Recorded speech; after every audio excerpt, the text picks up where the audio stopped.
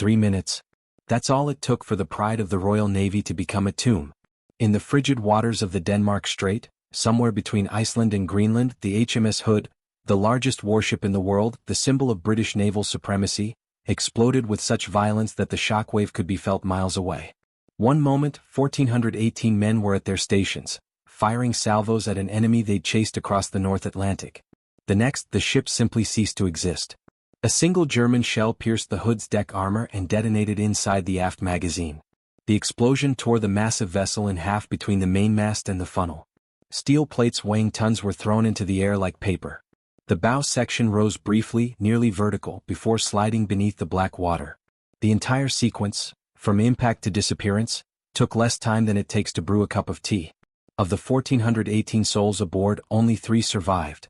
They were pulled from the oily, debris-filled water hours later, hypothermic and traumatized, the only witnesses to a catastrophe that would shake the British Admiralty to its core. One ship, one shell, one impossible outcome. The culprit wasn't a fleet. It wasn't a squadron of bombers or a wolf pack of submarines. It was a single German battleship, the Bismarck, on its very first combat mission. In just 21 minutes of engagement, this floating fortress had accomplished what seemed inconceivable. It had destroyed the most famous warship on Earth and damaged another battleship so severely it was forced to retreat. The news reached London within hours. Prime Minister Winston Churchill, already managing a war on multiple fronts, received the report with a face that witnesses described as flushed with fury. The Hood wasn't just a ship. It was a symbol. It had toured the empire, shown the flag in ports from Sydney to Singapore, represented British power when Britain ruled the waves. Its loss was more than tactical. It was psychological warfare of the highest order. Churchill's response was immediate and absolute. 6 words, delivered with the kind of cold determination that defined his leadership: sink the Bismarck at all costs. Not capture. Not disable. Sink. Within hours, the Royal Navy initiated the largest naval hunt in its history.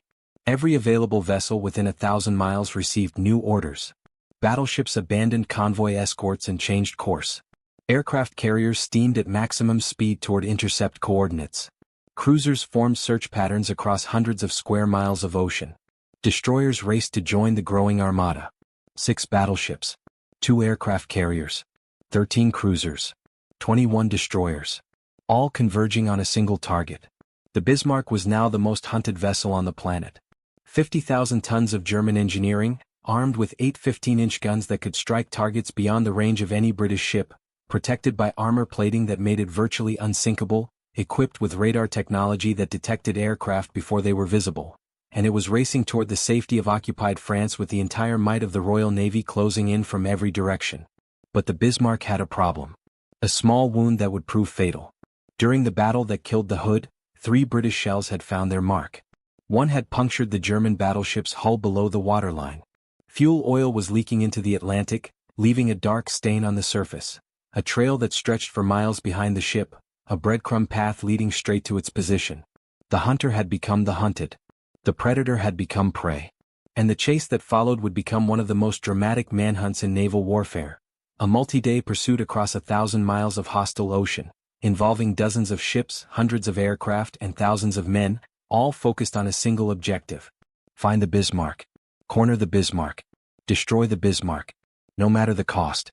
February 14, 1939. Valentine's Day. But there was nothing romantic about the scene unfolding at the Blohm and Voss shipyards in Hamburg. A bitter wind swept across the Elbe River as thousands of workers, naval officers, and Nazi Party dignitaries gathered around the massive hull that had dominated the shipyard for nearly 3 years. The structure was so enormous that it dwarfed everything around it, a mountain of steel plates, rivets, and German ambition that represented the future of the Kriegsmarine. This was the Bismarck, named after Otto von Bismarck, the Iron Chancellor who had unified Germany in the 19th century. The symbolism was intentional. Just as Bismarck the man had forged a nation through iron and blood, Bismarck the ship would restore Germany's place among the great naval powers. Dorothy von Lohenfeld, the Iron Chancellor's granddaughter, stood at the bow holding a champagne bottle wrapped in ribbons bearing the colors of the Reich. When the moment came, she swung the bottle against the steel hull, christening the vessel with her grandfather's name. Adolf Hitler himself stood nearby, delivering a brief speech to the assembled crowd, declaring this launch a symbol of Germany's Renaissance. The ship that slid into the water that day was technically a treaty violation before it even touched the ocean. The Washington and London naval treaties of the 1920s and 1930s had placed strict limits on warship construction. Germany, still recovering from the restrictions of the Treaty of Versailles, had agreed to a maximum displacement of 35,000 tons for its battleships.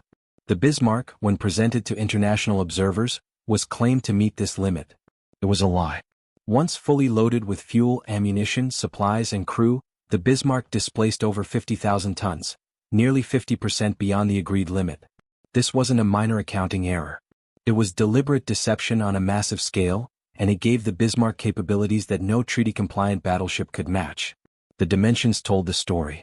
251 meters from bow to stern, longer than 2.5 football fields. 36 meters wide at the beam, creating a stable gun platform even in heavy seas. A draft of 9 meters when fully loaded, requiring deep water ports but providing excellent stability. And an operational range of over 18,000 kilometers, allowing it to reach deep into the Atlantic without refueling. But dimensions were just the beginning.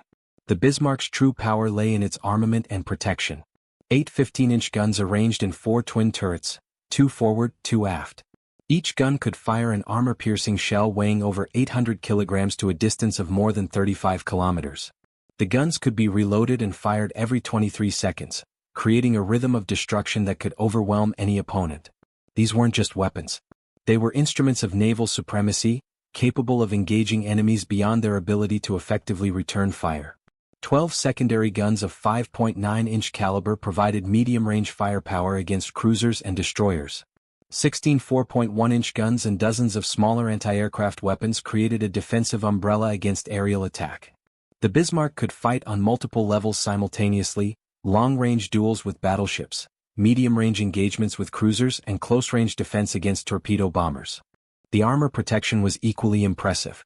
The main belt, the vertical armor protecting the ship's vitals, was over 12 inches thick in places, angled to deflect incoming shells. The deck armor, designed to protect against plunging fire from long-range engagements, was layered and reinforced. The turrets were protected by 14-inch face plates. The conning tower, where the captain and senior officers directed battle, was encased in 14 inches of hardened steel.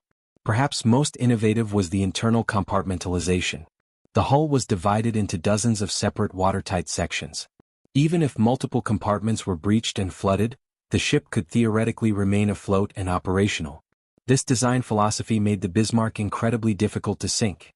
Not unsinkable, as no ship truly is, but as close to that ideal as 1930s engineering could achieve. The Bismarck also featured cutting-edge technology for its era. Radar systems that could detect surface vessels and aircraft at ranges previously impossible. Advanced fire control computers that calculated trajectory, wind, ship movement, and target motion to achieve accuracy that bordered on the uncanny. High-pressure steam turbines that could push the massive ship to speeds exceeding 30 knots, faster than many smaller vessels. When the Bismarck was formally commissioned into the Kriegsmarine on August 24, 1940, command was given to Captain Zur See Ernst Lindemann, a career naval officer known for his discipline and loyalty to both the service and the Nazi regime. Under his command were over 2,200 men, officers, petty officers, sailors, engineers, gunners, damage control teams, cooks, medics, a floating city dedicated to a single purpose: war. The Bismarck was ready for war. The war, however, wasn't ready for the Bismarck. Despite Hitler's eagerness and the Kriegsmarine's anticipation, the months following the ship's commissioning became an exercise in frustration. What should have been a rapid transition to active combat operations instead devolved into a series of delays, mechanical issues, and logistical nightmares that kept the pride of the German fleet confined to port while the strategic window for success slowly closed. The first problem emerged during initial sea trials. The Bismarck's steering proved almost impossible to control using engine power alone. The massive ship required precise coordination between its rudders and propellers to maneuver effectively, and the systems weren't responding as designed. Engineers worked frantically to identify and correct the issue, but solutions that looked promising on paper failed when tested at sea.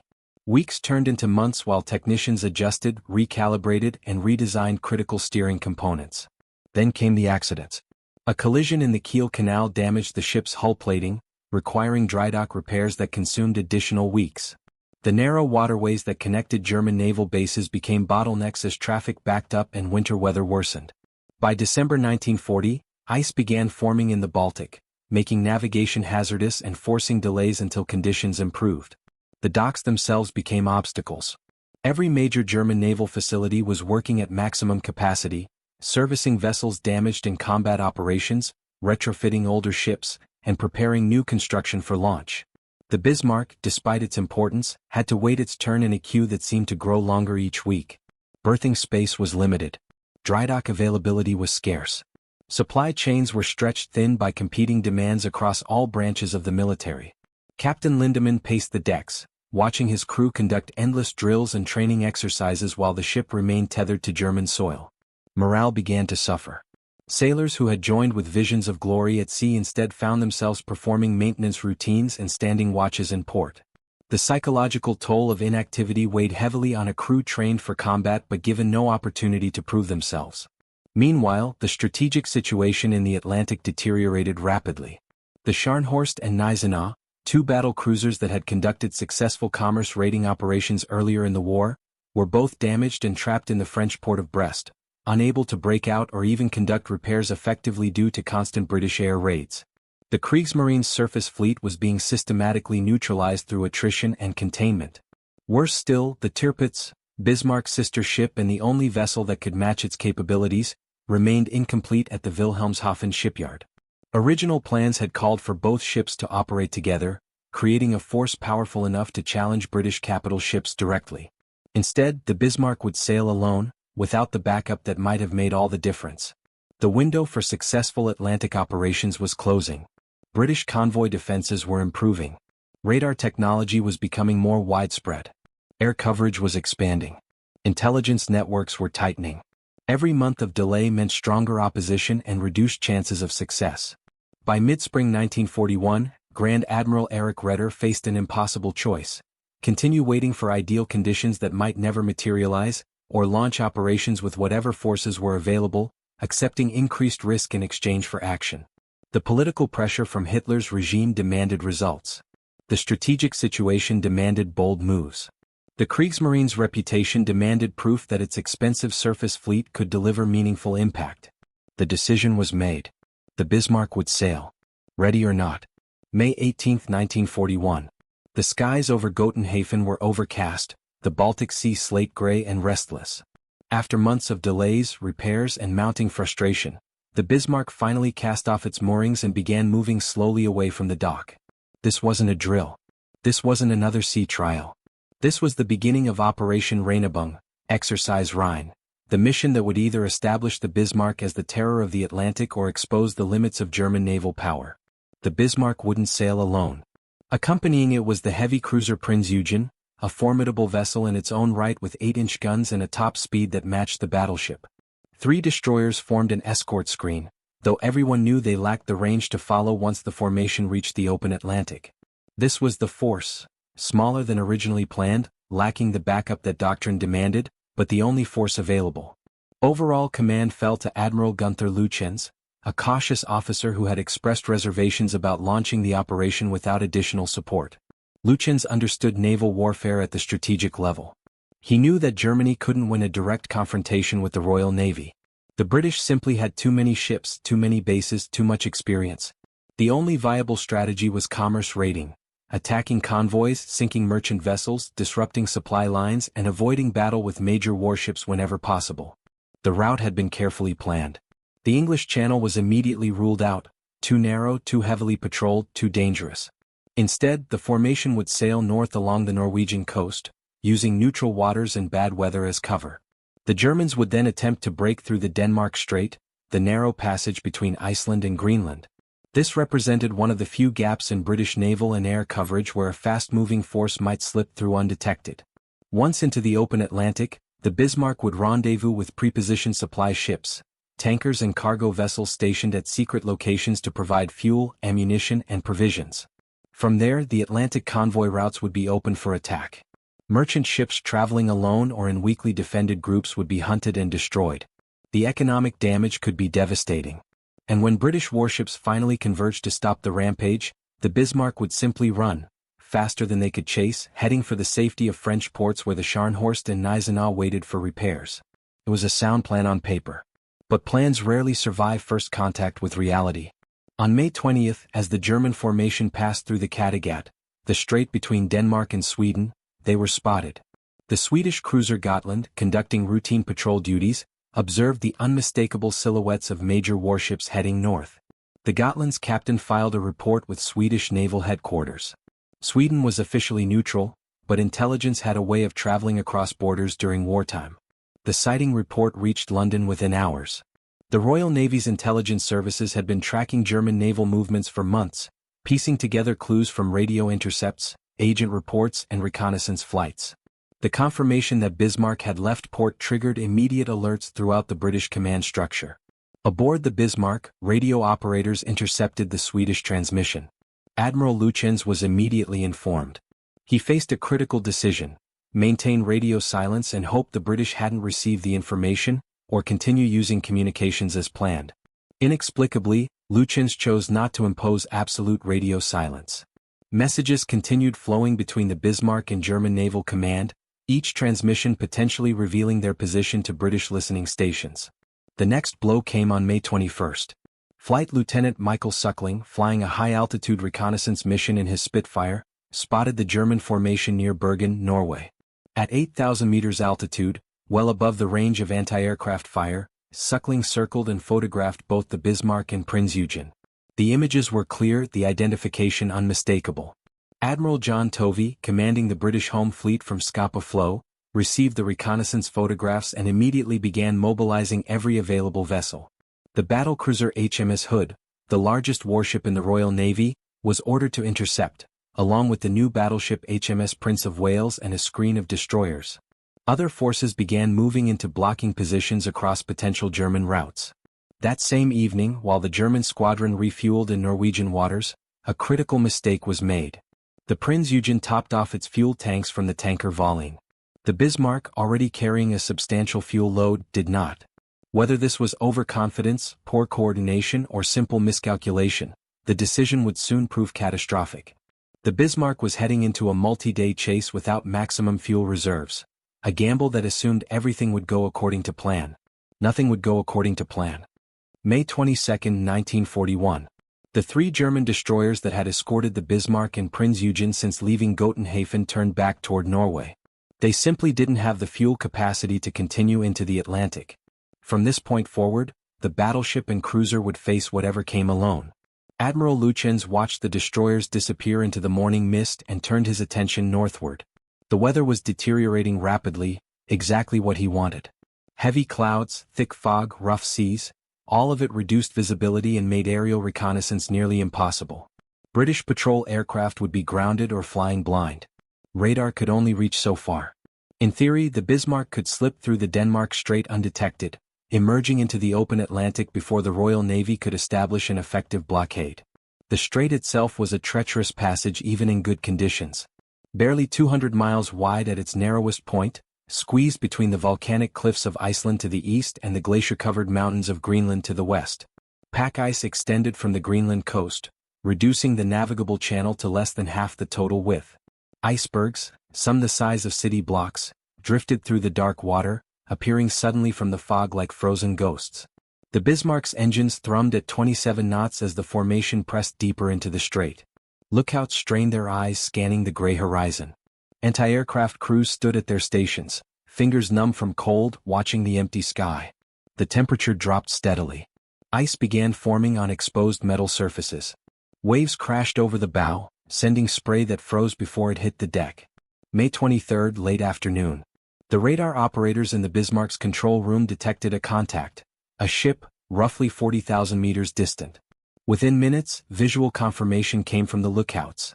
A British cruiser, the HMS Suffolk, was shadowing them from just beyond gun range. The Suffolk's commander had been patrolling this exact stretch of water for days, waiting. British intelligence had correctly predicted that any German breakout attempt would come through the Denmark Strait. Now, having found his target, the Suffolk's priority wasn't to attack. Its 6-inch guns were no match for the Bismarck's 15-inch rifles. The priority was to maintain contact and transmit the German position to every British warship within radio range. Which is exactly what the Suffolk did. Radio messages streamed from the cruiser's transmitters, painting an electronic trail that pointed like an arrow at the Bismarck's location. Minutes later, another British cruiser appeared from the fog, HMS Norfolk. This captain was either brave or reckless, closing to within visual range to get a better look at the German ships. It was too close. Admiral Lütjens gave the order to open fire. The Bismarck's main battery roared. 5 salvos erupted from the 15-inch guns in rapid succession, the muzzle blast creating shockwaves that rippled across the water. 3 of the salvos straddled the Norfolk, sending columns of water higher than the cruiser's masts. Shrapnel peppered the British ship's deck. The Norfolk's captain immediately ordered smoke screens and emergency evasive maneuvers, disappearing back into the fog before the Bismarck could find its range properly. But the recoil from those salvos, each gun firing 800-kilogram shells at supersonic velocity, created problems aboard the Bismarck itself. The radar equipment mounted on the forward superstructure, designed to withstand normal ship operations, couldn't handle the brutal shockwave from the main guns firing at maximum elevation. Critical components shattered. The system went dark. Suddenly the Bismarck was partially blind. In fog this thick visual spotting was nearly useless. The British cruisers, both equipped with functional radar, could track the German ships from beyond visual range while remaining invisible themselves. Lütjens had no choice but to reorder the formation. The Prinz Eugen, whose radar remained intact, moved to the lead position, becoming the eyes for both ships. Then Lütjens attempted a bold countermove. He ordered a complete 180-degree turn, hoping to double back and ambush the pursuing British cruisers. But the Suffolk's radar detected the maneuver immediately. The British ships turned away, maintaining their safe distance while continuing to transmit position updates. Throughout the night of May 23, this deadly dance continued. The Bismarck tried feints, course changes, speed variations, anything to shake the persistent British shadows. Nothing worked. The Suffolk and Norfolk clung to their target like hunting dogs that had caught the scent. And all night long, radio signals pulsed through the darkness, calling reinforcements to the hunt. May 24, 1941. 5:45 a.m. The lookouts aboard the Bismarck spotted smoke on the horizon, 2 distinct columns rising against the gray dawn sky. The British battleships had arrived. HMS Hood and HMS Prince of Wales were closing fast, their wakes cutting white lines through the dark water of the Denmark Strait. These weren't cruisers to be brushed aside with a few salvos. These were capital ships, the backbone of British naval power, and they were coming for blood. Admiral Lütjens lowered his binoculars and spoke 2 words, action stations. Throughout the Bismarck, alarm bells shattered the morning quiet. Men who had been dozing at their posts or grabbing quick meals ran to battle positions. Watertight doors slammed shut with metallic thuds that echoed through the hull. Damage control parties readied their equipment. Gun crews loaded shells into breeches with practiced precision. In the engine rooms far below, engineers monitored pressure gauges and temperature readouts, ready to push the turbines to maximum power at a moment's notice. 7 minutes after the first sighting at 5:52 a.m., the Hood opened fire from 28,000 yards, just over 15 miles. The Prince of Wales joined in 60 seconds later. The British ships were charging almost directly at the Germans, a head-on approach that allowed them to use only their forward turrets while the Bismarck and Prinz Eugen, positioned broadside to the attack, could bring every gun to bear simultaneously. The British gunnery, however, was confused from the start. Vice Admiral Lancelot Holland, commanding from the Hood, had ordered his ships to target different enemies. The Hood would engage the lead German vessel, while the Prince of Wales would target the second.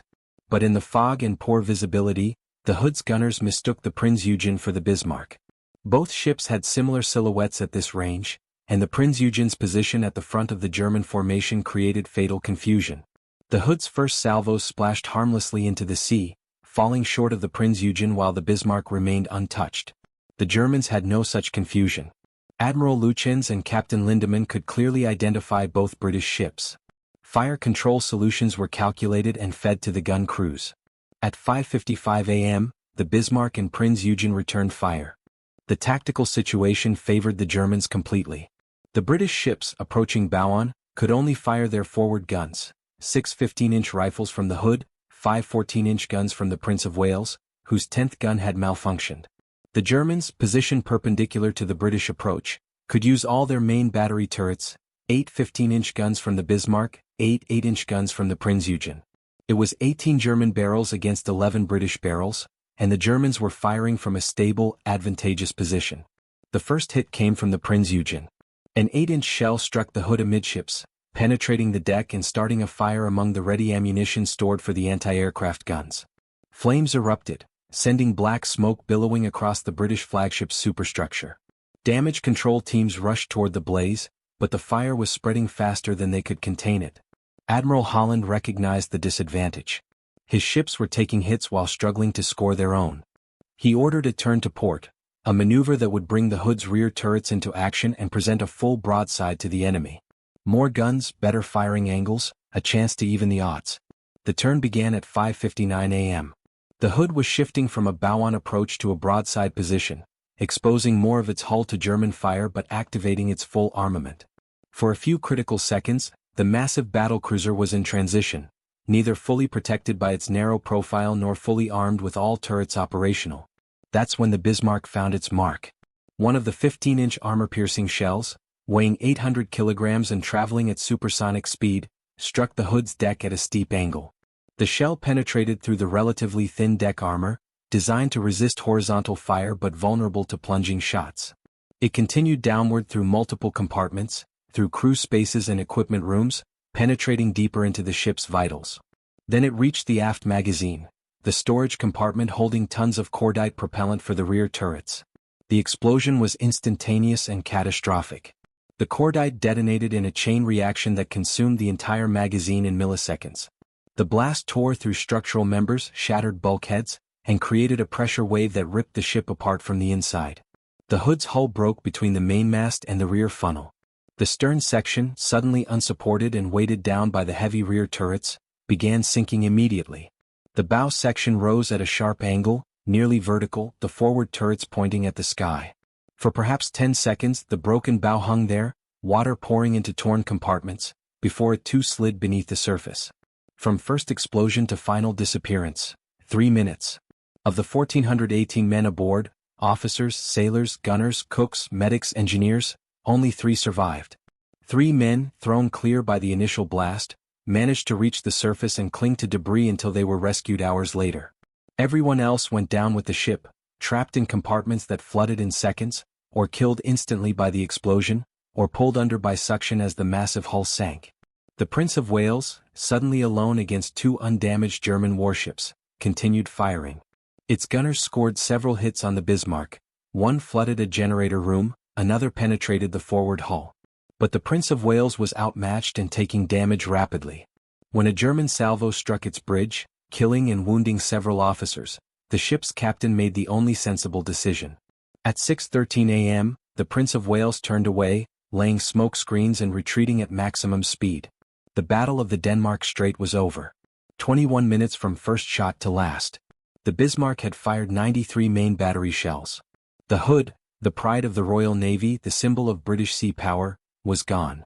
But victory came with a price. 3 British shells had found the Bismarck during the engagement. One had punched through the bow, rupturing fuel tanks and flooding compartments. As the German battleship turned south toward the safety of occupied France, a dark stain spread across the water behind it, an oil slick that stretched for miles, marking its path as clearly as painted arrows on a map. The hunter had wounded its prey. Now the Real chase would begin. At 8:01 a.m., Admiral Lütjens transmitted his report to Berlin. Battlecruiser, probably hood, sunk. Another battleship damaged. 2 heavy cruisers maintaining contact. The message reached German naval headquarters within minutes, triggering celebrations among officers who saw this as vindication of the surface fleet strategy. The Bismarck had accomplished in its first engagement what many thought impossible, destroying Britain's most famous warship. Propaganda Minister Joseph Goebbels immediately began preparing announcements that would trumpet this victory across German-controlled radio networks. But aboard the Bismarck itself, there was no celebration.